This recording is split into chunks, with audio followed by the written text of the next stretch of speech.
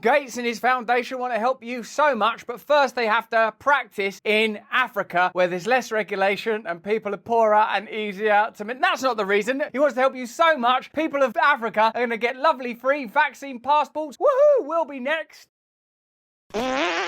Hello there, you awakening wonders. Thanks for joining us on our voyage to truth and freedom. And yet we must make our way through a labyrinthine maze, tautologist, in order to subvert and avoid the many attempts to assert control. Here's a clear one, I would say. Attempts to ensure that you and me and everyone carry wellness passes. It's not a vaccine passport, it's a wellness pass. The continent of Africa for Bill Gates has always been a kind of playground for ideas where he might, some would say, be looking to practice for profits that will be gleaned elsewhere after piloting them in African nations. If he loves Africa so much, because I'm sure that's why he'd say, oh, no, it's just I'm doing it because I love Africa. But remember, at the height of the pandemic, when people said, oh, well, if this vaccine's so helpful, you better get some over to the continent of Africa. Can you waive the patent so they can make them over there? Because as you know, everyone believes this vaccine's super helpful and it's not for profit or anything crazy like that. Bill Gates would not waiver the patent because it's not. You don't understand. You're too stupid. Let's have a look at the legacy media reporting on Bill Gates' latest, should we call it scheme, master plan? Certainly involves MasterCard. The Bill and Melinda Gates Foundation plans to raise its spending on health and agriculture in Africa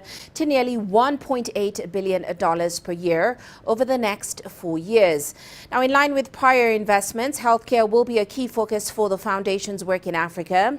Give them a good shake, get them working. What are they doing? No wonder the Wuhan Institute of Virology is spilling all bat juice out of the windows, if that's what they're doing. Okay, let's get these working.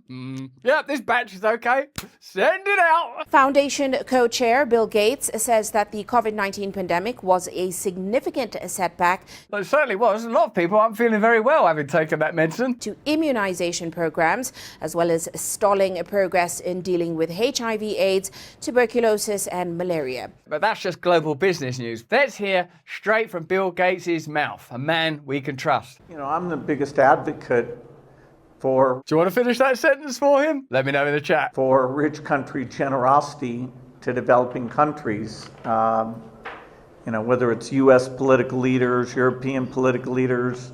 You know, I was in Japan and South Korea a couple months ago. What are he saying? What does that sentence mean? I'm the world's nicest man. Is that what he's sort of saying? I'm the biggest advocate for kindness. It does come at a tough time because the European budgets are deeply affected by the Ukraine war. And so right now the trend for aid is not to go up. You know, if you take all aid, including all climate aid, we're going to have a few years here where it'll probably go down. So essentially, what Bill Gates is saying is in order to get aid, you're going to have to participate in a piloting scheme for wellness passes. Don't call them vaccine passports. People don't like that idea anymore because independent media revealed that that is the entry point for social credit scoring. But in Africa, they're pretty desperate because aid's going to be stopping, so they'll probably participate. Connecting children across the world with vaccinations can be a challenge. Despite investments from the public, development and private sectors, millions of children still do not have access to basic immunizations. Traditional methods of recording and verifying a child's vaccination status can be difficult and unreliable. A few things are difficult and unreliable. A lot of the information we were given, a lot of the propaganda was difficult and unreliable. A lot of pledges that were made were difficult and unreliable. 95% effective, stops transmission. I'm not saying that there are no such things as good and successful medications that are available, but I am saying that we should now be perhaps more skeptical than ever about the information we're given by globalist corporations that spend a lot of money propagandizing all information and appear always to have an ulterior agenda, even if that's something as simple as profit, and sometimes I question whether it is that simple. To strengthen the efficiency and reach of health services in developing nations, Gavi, the Vaccine Alliance, and MasterCard have created Wellness Pass. Like when I think of who's going to save the world, I don't think it's going to be Gavi and MasterCard. I mean, that's credit cards. A digital healthcare management system to enable more children to receive recommended vaccines. Wellness Pass is built on MasterCard's Community Pass platform, which securely digitizes life transactions for underserved communities with best-in-class data privacy and protection by design. They're just making stuff up, aren't they? Best-in-class data protection. This whole thing is about data capture, data harvesting, and being able to come to nations and continents where there may not be such desperation and willingness to comply because there's not an aid crisis because of the Ukraine-Russia war, as Bill Gates spelled out at the beginning. The scheme will have been successfully piloted, like that eyeball thing we told you about a little while ago, biometric data taken through the eyeballs. It seems to me that the way that the African nations are exploited now is different from the sort of first wave of imperialism and colonialization and slavery and the capture of resources. Now it's about, well, we've got this population here, they seem to be quite desperate, almost as if there have been some terribly exploitative projects in the preceding centuries. We can go there, and now the people in those nations will be more compliant with our weird agricultural, medical schemes. And the fact that this is wrapped up in philanthropy, I'm not buying it anymore. Are you buying it? You're like, quick, I need help, there's an emergency. Well, what do you want? Lassie, the Hulk? No. Fuck them. Go get me Bill Gates and MasterCard right now. Community Pass is a digital infrastructure to address or to reach the most rural and marginalized communities and lowers the cost to serve for everyone. And if it can work there, imagine how easily we can scrutinize you when you've got Wi-Fi and 5G. Wellness Pass is an example of how you can use a digital identity to receive healthcare services. For parents and caregivers, this means that the concern of losing a child's vaccination card can be a thing of the past. Oh no, my child's vaccination card. Luckily, I've got this chip under my skin. Often these ideas are introduced in situations where it seems perfectly reasonable. We're in a continual discourse, I would argue now, with the globalist culture. For your convenience, for your safety, so you don't lose your child's vaccine immunization card. It's always presented to you as favourable. The pandemic period was used as a kind of window to force through mandatory medications, unusual regulations. I would argue social experimentation, because it certainly wasn't very effective, like lockdowns and social distancing. How compliant will people be? If you think that's entirely pie in the sky, look at how much analysis was done using modelling and the work of B.F. Skinner and behaviouralism. The state and the media are frantically working out how you control a population that now has access to independent media and the ability to globally communicate. Globalisation could go two ways: the centralisation of control, the decentralisation of control. We are advocating for its decentralisation. I know that there'll be things I believe in that you don't believe in. And guess what? That doesn't matter, because we might never meet one another. What the centralist, globalist, and believe me, I feel that Bill Gates is perhaps the epitomising figure, let me know if you think there are others down in the chat, want is to be able to have as much influence over your life as possible. That's what the WHO treaty is all about. They'll be able to come up with ideas and schemes. Your country will have no choice but to obey. That might sound reductive, but it's basically what that WHO treaty is when it comes to pandemics. And they decide what a pandemic is, curiously. I'm so happy when I got this new card. Anywhere I go, they will only take the card and put it inside the tablet. All the information of the baby, we will get it clear. Brilliant, in a sense. What's happened is that the evolving imagery of philanthropy that if you're like my age, you grew up with, these very worthy causes in that continent were always undertaken, and oh, there's just this amount of money will help these people to eat for a day. This now is sort of using the same kind of rhetoric and imagery, like that this is a person who's being helped. I would say that's a person who's being piloted. With its first program underway in Mauritania, Wellness Pass will soon launch in Ethiopia for COVID and other care cycles. Future-focused and built to scale, Wellness Pass aims to enable and improve healthcare in remote communities across the globe, change lives, and shape a better future for all. Yeah, when I see those logos, I don't immediately think everything's gonna be fine. Okay, so that's one perspective. This is an entirely benign philanthropic endeavour being undertaken simply to help people in rural communities. You'll have noticed, won't you, around the world, like the way everything's conducted. You look at the Dow Jones, you look at stock markets across the world after the 2008 crash. Everyone's saying the same thing. How do we help rural communities that are remote across the world? It's the war cry of the rich and powerful everywhere. How on earth are we gonna help rural communities across the world? That's why I remember remember in those Hawaii fires, everything just stopped and people went straight to work to help the people. Or Grenfell in our country. Soon as any underserved community is under threat, the forces of global capitalism spring into action to help them. Oh no, that isn't what happens, is it? So let's have a look at what actually happened. Africa is now becoming a testing ground for a biometric digital identity platform developed in partnership between MasterCard, Trust Stamp, and Bill Gates' Gavi Vaccine Alliance. Oh, Bill, you're so trustworthy and reliable. Perhaps we should let you run everything all the time. And we could, were it not for these geniuses at Sticker Mule that are fighting back the only way they know how with this satisfying thing. Look at that.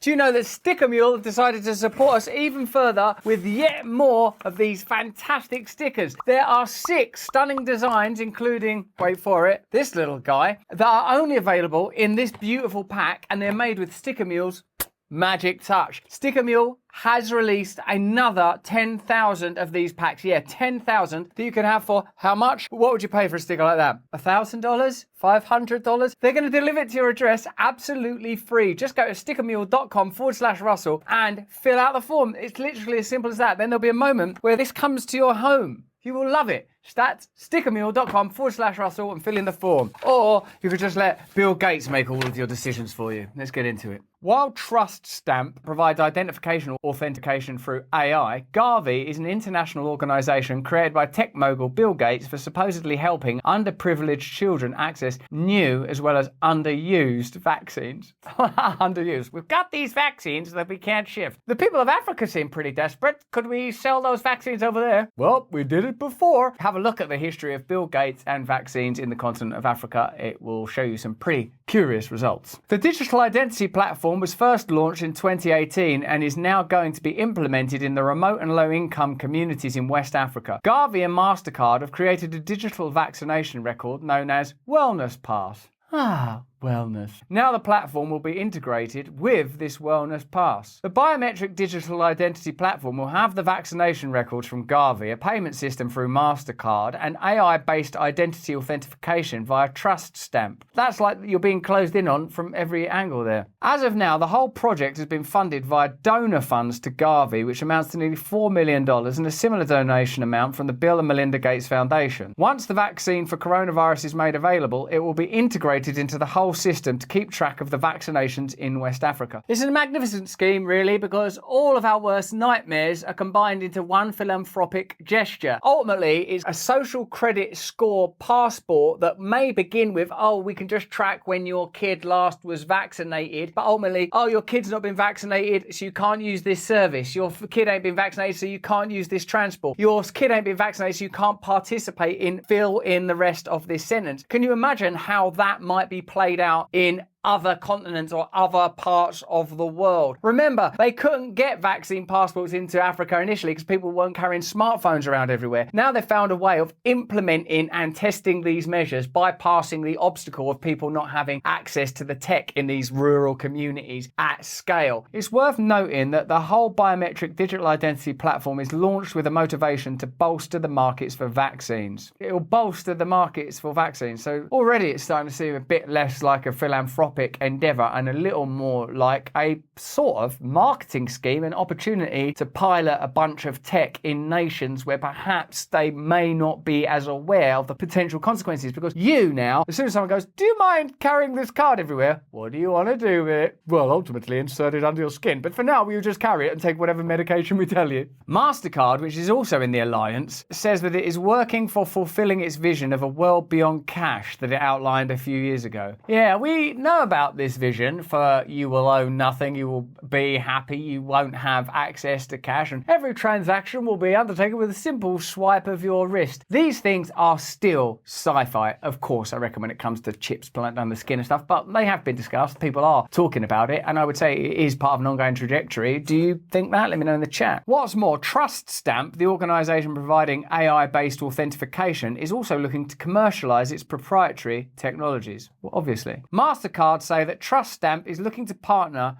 with correctional systems to provide authentication services to individuals on parole without the need for ankle bracelets. What seems to be an effort to improve immunisation measures can also be an experiment for fine-tuning the technologies involved before they're made available for widespread global use. I'll tell you why I think this, because it won't make sense for marketing purposes otherwise. In order to authenticate and verify the efficacy of these technologies, they try them out in Africa, as they've done with like agricultural modalities and other tech. If they cared so much about Africa, you can just answer me this question: why did they not release the patents during the pandemic period for a medication that they said was highly effective, even though many of you have got very, very different views on that subject? If philanthropy was the goal, then you'd behave differently. Also notice how easily these technologies can be deployed for an incarcerated population. And notice the tendency to use the kind of language and technology that would make more sense in a penitentiary. Notice that ultimately what's happening is your freedom is being limited. Your freedom is confined to really the power to consume. Your ability to travel and even your ability to consume might be inhibited in future using a variety of justifications, and you can determine the legitimacy for yourself, whether it's climate change or pandemics or social credit score systems. Remember, the discussion we had at the beginning of the pandemic was they will never be able to implement measures as effectively as they could in China, in democratic nations. And I think the globalist elite were astonished at how compliant the majority of people were during the pandemic. Get inside your house and stay there. Not because people are, sheeple and we're all idiots, but generally speaking, if you tell people that you can help others through a few simple measures, most of us will do it. So what would they have the opportunity here to now practice is a cashless society, one of MasterCard's goals, vaccine passports, one of the goals of the Bill and Melinda Gates Foundation, the ability to implement social credit scores and mass observation of entire populations. Now, you might say that's a conspiracy theory, but then you just have to stop saying it because it's actually happening in parts of Africa, and people have been discussing versions of that in Canada, all across Europe, across the United States. And really what's happening, I believe now, is they pilot the tech, get it on spec, wait for a crisis, and then we're going to have to do it here now because of climate or a new pandemic or war or wherever it is, whatever crisis is required to legitimize it, a crisis the effects of which the globalist elite establishment will be able to bypass and manage. And even if this does sound conspiratorial because it's me, Russell Brand, someone who's been unpersoned by the establishment, incidentally, you might perhaps consider the views of the British Medical Journal. The Bill and Melinda Gates Foundation has long been criticised for championing the trend of socially reductive, magic bullet technical solutions to the complex, historically shaped, politically conflicted problems at root of global health inequities. Their August 9th announcement of the launch of a new $5 million 48 project funding push to launch new artificial intelligence, large language models, LLMs, in low-income and middle-income countries to improve the livelihood and well-being of communities globally is set to continue this hegemonic global health trend. There are at least 3 reasons to believe that the unfettered imposition of these tools into already fragile and fragmented healthcare delivery systems risks doing far more harm than good. One reason to oppose the careless deployment of AI in global health is the near complete absence of real democratic regulation and control, an issue that is applicable to global health more broadly. At the end of the day, the hard, sharp edges of capital command and control are in the hands of very few entities and individuals, notably including the conflictingly interested Microsoft Corporation itself, which has invested more than $10 billion in OpenAI. So the British Medical Journal are concerned that this project could actually make health issues worse and is not motivated by a philanthropic agenda, but by a commercial one. What do you imagine motivates most globalist billionaires? Let me know in the chat. But before you make a decision, let's have a look at some of Bill Gates' financial activity in Africa up to now to help us work out whether he's been an influence for good or bad, just by looking at some facts which we shouldn't be frightened of, right? Bill Gates, for so long the world's richest man, who famously announced he would give most of it away. Still got around to that yet, has he? That's one promise he's not kept. Yet as Mr. Gates' powerful friends gather in Davos, the latest warning that the Gates Foundation has become too powerful and may not be the force for good so many world leaders say it is. If we can't trust billionaires and world leaders at Davos, I don't know what the world's come to. What's going on even in Davos now? Oh. The study from the pressure group Global Justice Now paints a picture of the Gates Foundation partly as an expression of corporate America's desire to profit from Africa and partly a damning critique of its effects. You could have a case where the initial research is done by a Gates-funded institution. The media reporting on how well that research is conducted is done. The media outlet is a Gates-funded outlet and maybe a Gates-funded journalist from a media programme, and then the programme is implemented more widely by a Gates-funded NGO. I mean, there are some very insular circles here. How much help can one man provide? Among the many criticisms, the idea that private finance can solve the problems of the developing world. Should poor farmers be trapped into debt by having to use chemicals or fertilisers underwritten by offshoots of the foundation? Oh, I know this one. It's yes. Private finance initiatives like the one behind this hospital in Lesotho, paid for partly by Mr. Gates' philanthropy, also come under attack.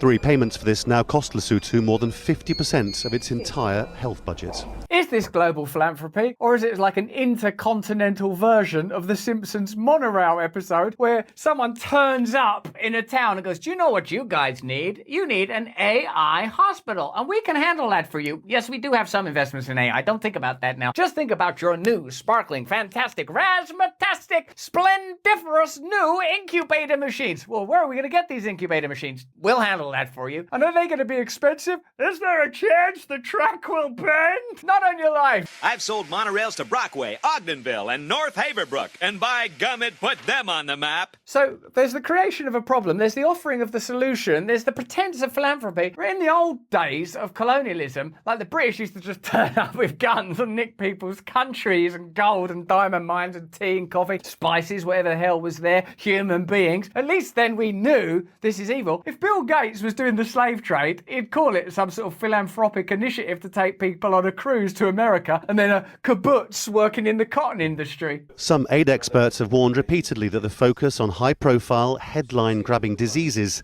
undermines wider attempts by African governments to reduce the poverty that causes them. Supporters of philanthropy would argue that it can get past corrupt governments and produce results without having to go through the bureaucracy of the United Nations.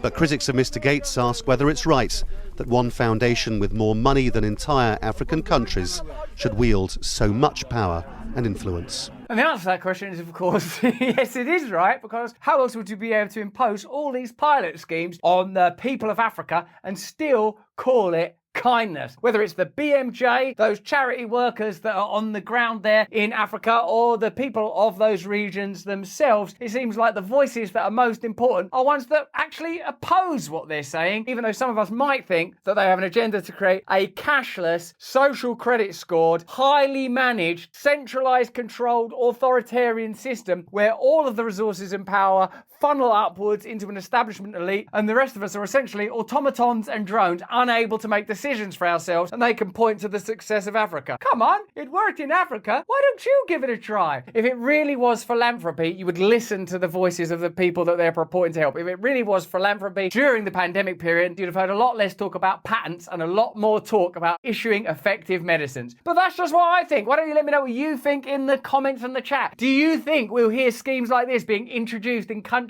like yours and mine and continents like yours and mine in the forthcoming years and months? Is it likely there'll be another crisis coming soon where these very methods will be suggested as a solution? I don't know. I got a hunch that those things could be on their way. If you enjoyed this content, have a look at either of these videos. Remember, we stream every day at these times. More important than that, though, is if you can, please stay free. Hey, thanks for watching. If you want to see more uncensored content where free speech can flourish, join our live stream. Click the link right here to watch the next video if you want to, or become a member of a growing movement. Download the Rumble app and you'll be informed every time we make a new piece of content. Stay free.